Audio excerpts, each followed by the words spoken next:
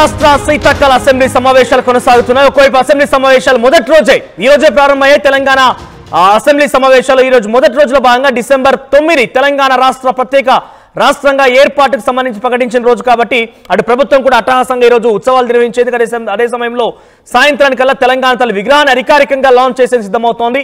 అయితే ఉదయాన్నే అసెంబ్లీ సమావేశాలు ప్రారంభమైనటువంటి ఆ మొదటి సెగ్మెంట్ లోనే పెద్ద ఎత్తున బీఆర్ఎస్ పార్టీ శ్రేణులు అక్కడికి రావడం, అదానీ రేవంత్ ఏకే అనే నినాదంతోనే అదానీ రేవంత్ బాయ్ బాయ్ నినాదంతో అక్కడ రావడం జరిగింది. టీషర్ట్ ధరించారు.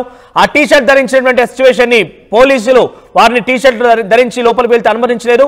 పెద్ద ఎత్తున హైటెన్షన్ నెలకొని వారందరినీ అరెస్ట్ చేశారు. అక్కడికి ఇప్పటికే పోలీస్ స్టేషన్ కూడా తరలించారు.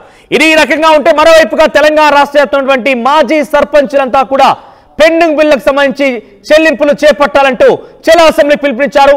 అసెంబ్లీ ప్రాంగణాన్ని ముట్టడించారు. వేలాదిగా తరలి వచ్చారు సర్పంచులు. అసెంబ్లీ అడ్డుకున్నారు పోలీసులు. ఇరు వర్గాల మధ్య తోపులాట కూడా చోటు చేసుకుంది. ప్రస్తుతం సర్పంచ్ అరెస్ట్ చేశారు పోలీసులు.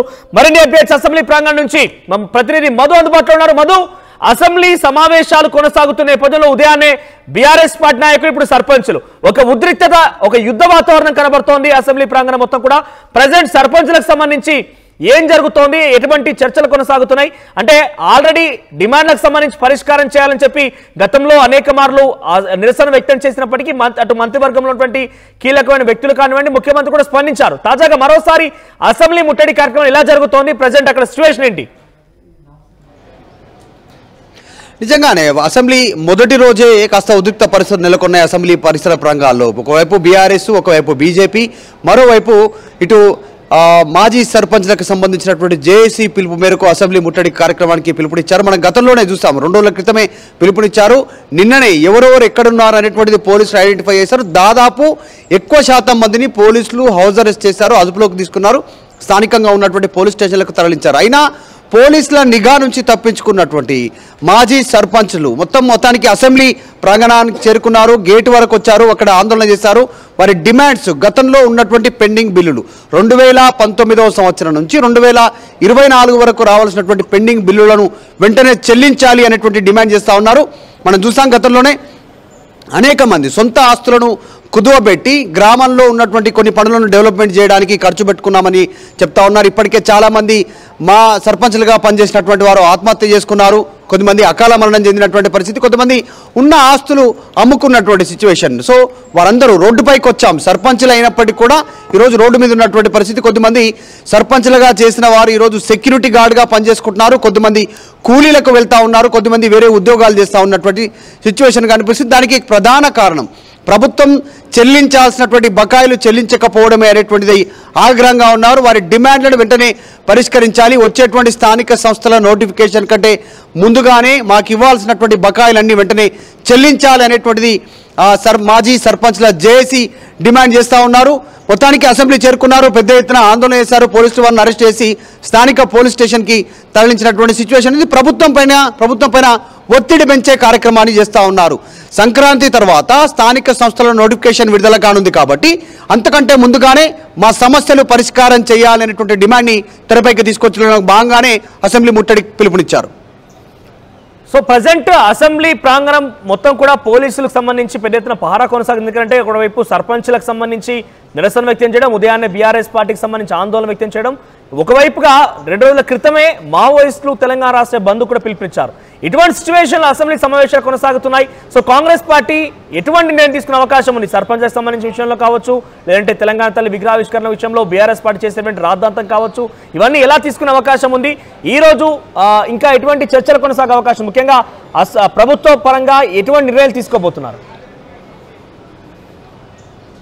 అసెంబ్లీ పరిసర ప్రాంగణంలో మొత్తం కొన్ని కిలోమీటర్ల వరకు, దాదాపు 4 నుంచి 5 కిలోమీటర్ల పరిధి వరకు 144 సెక్షన్ ఉంది. అసెంబ్లీగా చుట్టుపక్కల ప్రాంతాలకైతే గుమిగూడడానికి వీల్లేదు, ధర్నా చేయడానికి అనుమతులు లేవు.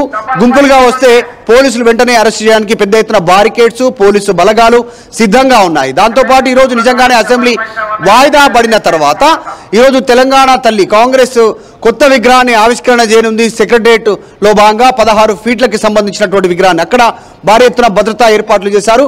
ప్రోటోకాల్ ప్రకారంగా ఈరోజు ఉన్నటువంటి ప్రభుత్వంలో కీలకమైన వ్యక్తులంతా ఈరోజు సాయంత్రం అక్కడికి చేరుకోనున్నారు. భారీ ఎత్తున బాణసంచా కార్యక్రమాలు, ప్రజలను 1 లక్ష మంది మహిళలను అక్కడికి తీసుకెళ్లాలనే ఆలోచన చేస్తూ ఉంది అధికార పార్టీ. కాబట్టి భారీ భద్రత ఉంది. సెక్రటేరియట్ నుంచి అసెంబ్లీ ప్రాంగణం వరకు, అసెంబ్లీ ప్రాంగణం నుంచి ఖైరతాబాద్ వరకు, ఖైరతాబాద్ నుంచి హిమాయత్ వరకు, అటు నుంచి ట్యాంక్ బండ్, ఈ పరిసర ప్రాంతాలన్నీ కూడా పోలీసు నిర్బంధంలో ఉండే అవకాశం ఉంది. ఇప్పటికే ట్రాఫిక్ డైవర్షన్ చేశారు. ఒకవైపు మాజీ సర్పంచ్లకు సంబంధించినటువంటి పిలుపు, నిజంగానే మావోయిస్టుల పిలుపు, బంద్కు పిలుపునిచ్చినటువంటి పరిస్థితి. బీఆర్ఎస్ కార్యాచరణ సిద్ధం చేస్తూ ఉన్నారు. దీనికి పోటీగా, విగ్రహానికి పోటీగా మళ్ళీ తెలంగాణ తల్లి పాత విగ్రహ నమూనానే మేడ్చల్లో ఎమ్మెల్సీ షంబీపూర్ రాజు ఆధ్వర్యంలో పెద్ద విగ్రహాన్ని అక్కడ ఓపెన్ చేస్తూ ఉన్నారు. బీఆర్ఎస్ అంతా అక్కడ షెడ్యూల్ ఫిక్స్ చేస్తూ ఉంది. సో ఎలాంటి అవాంఛనీయ సంఘటనలు జరగకుండా భారీగా పోలీసు భద్రత ఏర్పాటైతే ఉన్నాయి. కానీ అయినప్పటికీ కూడా ఇంత పోలీసు నిర్బంధం ఉన్నా, ఇంత పెద్ద పోలీసు బలగాలు ఉన్నప్పటికీ కూడా మాజీ సర్పంచులు అసెంబ్లీ గేటును తాకే ప్రయత్నం చేశారు. అసెంబ్లీ ప్రాంగణంలోకి ఎంట్రీ అయ్యారు. 144 సెక్షన్ ఉన్నప్పటికీ కూడా. సో చూడాలి ఏం జరుగుతుందో. ఇంకా రానున్నటువంటి రోజుల్లో, ఈ రోజు మొదటి రోజు అసెంబ్లీ, రానున్న రోజుల్లో అసెంబ్లీ నిర్వహణ సమయంలో మరిన్ని ఆందోళనలు ఉండే అవకాశం ఉంది. రైట్ మధు. సో మొత్తం మీద తెలంగాణ రాష్ట్ర శీతాకాల అసెంబ్లీ సమావేశాలకు సంబంధించి మొదటి రోజే ఒక హైటెన్షన్ నెలకొంది.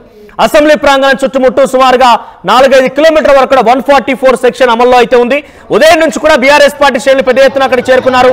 తమ ఒంటి పైన వేసుకున్న టీ షర్ట్ పైన రేవంత్ అదానీ బాయ్ బాయ్ అనే ఒక స్టిక్కర్ ని అంటించుకున్నారు. ఈ నేపథ్యంలో అసెంబ్లీ ప్రాంగణం లోపలికి వెళ్లేందుకు పోలీసులు నిరాకరించారు. ఈ నేపథ్యంలో ఒకసారిగా ఉద్రిక్తత చోటు చేసుకుంది. వారంతా అక్కడ ఒక రకంగా నిరసన వ్యక్తం చేయడంతో వారందరూ అరెస్ట్ చేసి స్టేషన్ తరలించారు. వారిలా మరోవైపుగా మాజీ సర్పంచ్ ఎక్కడి నుంచి వచ్చారేమో కానీ ఉన్న పొలంగా సడన్ గా వచ్చి అసెంబ్లీ గేటు తాకారు. అసెంబ్లీలోకి వెళ్లేందుకు ప్రయత్నం చేశారు. తమ పెండింగ్ ఉన్నటువంటి బిల్లుని చెల్లించే వరకు కూడా ఈ ధర్నా నిరసన వ్యక్తం చేస్తూనే ఉంటామని చెప్పడం జరిగింది. ఇప్పటికే చెలా అసెంబ్లీ పిలుపును కూడా ఇచ్చారు. అయితే ముందస్తుగానే వారిని హౌస్ అరెస్ట్ చేయడం, ఎక్కడెక్కడ నిర్వహించే ప్రయత్నం చేసినప్పటికీ హైదరాబాద్ రాజధానికి చేరుకుని అసెంబ్లీ ప్రాంగణానికి వద్దకు చేరుకున్నారంటే ఇంతటి హైటెన్షన్ వాతావరణం, ఇంతటి భారీ పోలీస్ బందోబస్తు మధ్య మాజీ సర్పంచ్ అక్కడికి చేరుకుని అసెంబ్లీకి తాకడంతో మరోసారి హైలైట్ నెలకొంది. అసెంబ్లీ ప్రాంగణంలో మరోసారి ఉద్రిక్తత వాతావరణం నెలకొని నేపథ్యంలోనే సర్పంచ్ అందరినీ అరెస్ట్ చేశారు. పోలీసు వారందరూ కూడా ఆ స్టేషన్ తరలించే ప్రయత్నం చేశారు. ఒకవైపు అసెంబ్లీ సమావేశాలు, సాయంత్రం తెలంగాణ తల్లి విగ్రహ ఆవిష్కరణ, మరోవైపుగా బీఆర్ఎస్ పార్టీకి సంబంధించిన ఉద్రిక్తత వాతావరణం, మాజీ సర్పంచ్ నిరసన, మావోయిస్టుల బంద్, ఒక హై టెన్షన్ వాతావరణం నెలకొని తెలంగాణ రాష్ట్ర వ్యాప్తంగా ఒక ఉత్కంఠ వాతావరణం నెలకొంది. మరి ఇటువంటి వాతావరణం మధ్య ప్రభుత్వం ఇంకా ఎటువంటి నిర్ణయాలు తీసుకోబోతోంది, ఎటువంటి పోలీస్ భద్రత ఏర్పాటు చేయబోతుందో మాత్రం చూడాలి.